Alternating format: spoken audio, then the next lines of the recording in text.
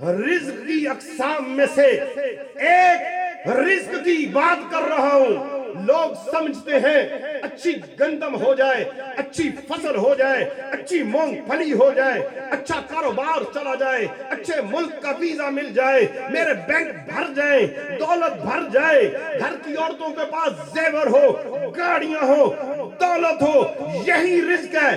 نہ نہ، یہ رزق بالکل نہیں ہے۔ اگر یہ رزق ہوتا تو پھر مجھے کتابوں میں لکھا ہوا ملا، میرے اور تیرے نبی کے لیے یہ کائنات بنائی گئی، تیرے اور میرے نبی کے لیے یہ کائنات سجائی گئی۔ اما عائشہ صدیقہ رضی اللہ تعالی عنہ روایت کرتی ہے، فرماتی ہے، جس کا مفہوم ہے کہ میرے آقا نبی کریم صلی اللہ علیہ وسلم کے گھر میں ایک ماہ تک چولہا نہیں جلتا تھا۔